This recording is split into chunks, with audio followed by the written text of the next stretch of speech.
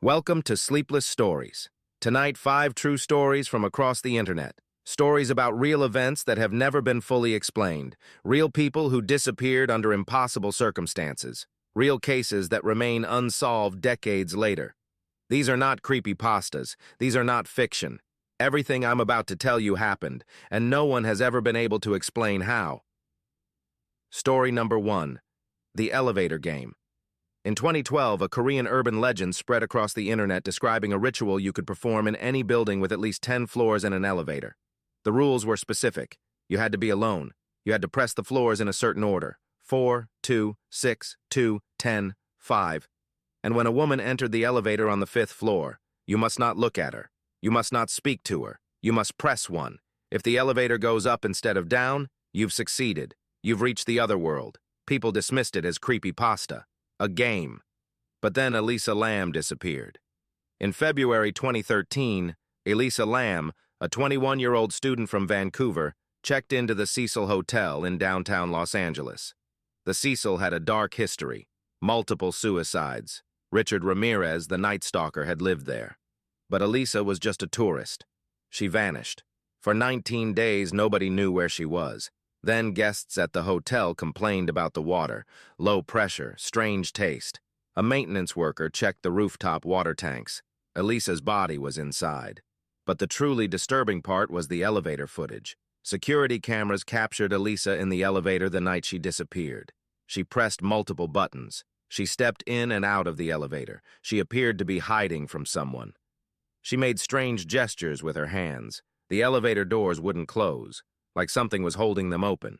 The footage went viral. Millions of people watched it, and thousands noticed something. The buttons she pressed, the floors she selected, they matched the elevator game sequence. 4, 2, 6, 2, 10.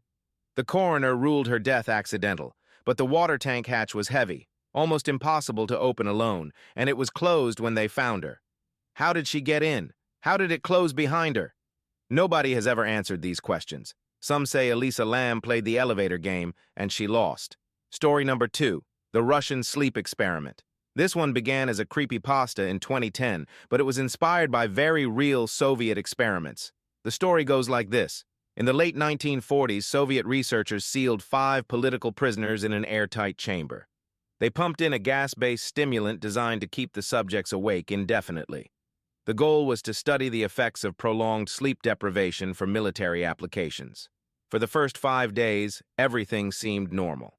The subjects talked to each other. They whispered about their lives, their families. The researchers monitored through microphones and thick glass portholes. On day 5, the subjects stopped talking to each other.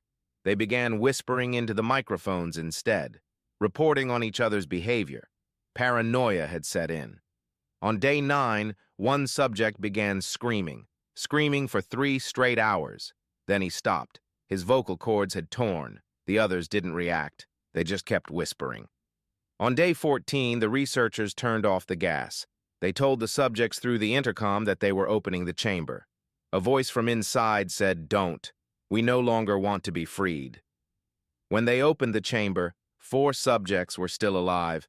They had torn chunks of flesh from their own bodies. They had ripped open their own abdomens. One had eaten parts of himself. They were smiling. Now, this story is fiction. It never happened.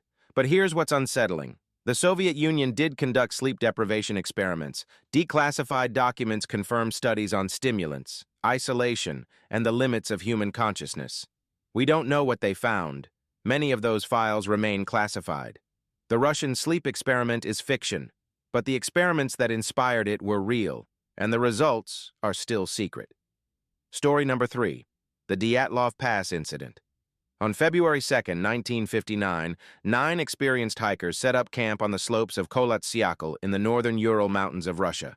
The name translates to Dead Mountain in the local Mansi language. They never came home. When search parties found the tent weeks later, it had been slashed open from the inside. The hikers had cut their way out, in negative 30-degree weather. Most of them were barefoot. Some were in their underwear. They fled into the night with almost nothing. Their bodies were found scattered across the mountainside. 2 were found by the remains of a small fire wearing only underwear, their hands burned from trying to climb a tree. 3 more were found between the fire and the tent, as if they'd tried to walk back. Their position suggested they died mid-step. But the last 4 bodies, found months later in a ravine, they're the ones that make this case impossible. One had major chest fractures consistent with being hit by a car, with no bruising on the skin. Another was missing her tongue, her eyes, and part of her lips. The force required to cause the chest injuries was described by the medical examiner as beyond what a human could inflict. The Soviet investigation concluded they died of a compelling natural force. The case was classified. In 2019, Russia reopened the investigation. They concluded it was an avalanche, but experienced mountaineers point out there were no signs of an avalanche. The tent was still partially standing. Their footprints were intact in the snow. You don't get footprints after an avalanche. 9 people, one of the most experienced hiking groups in the region.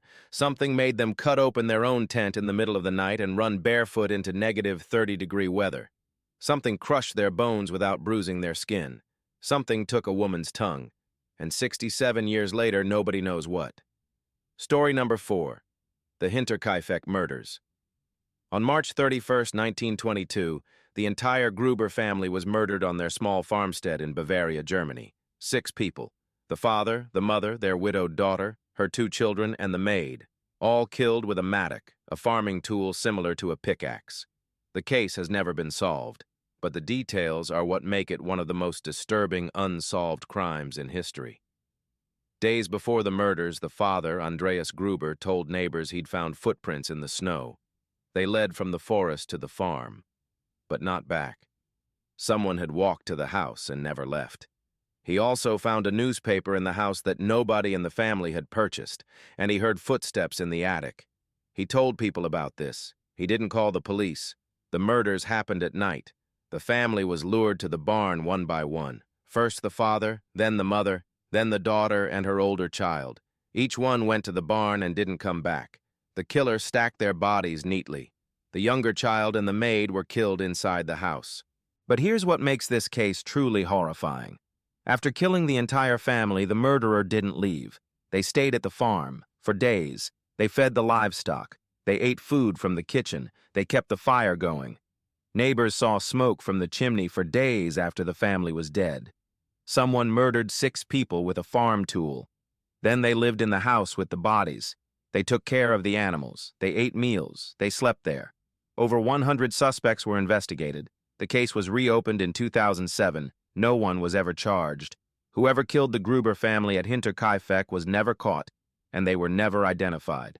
Story number 5. The Tamam Shud Case. On December 1, 1948, a man was found dead on Somerton Beach in Adelaide, Australia. He was well-dressed, clean-shaven, no wallet, no identification.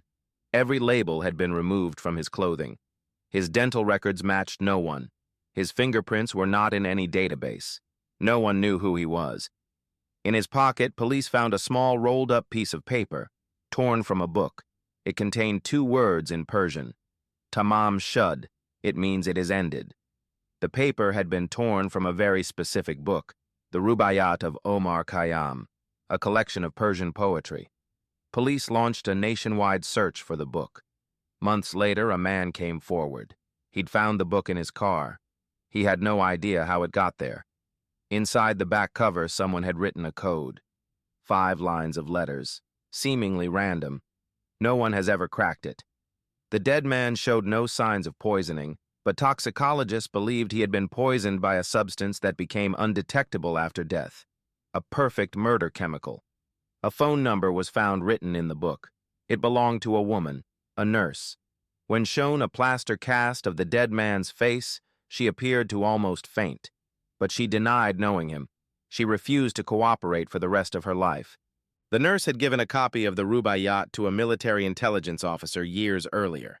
That officer's name was found written in the book.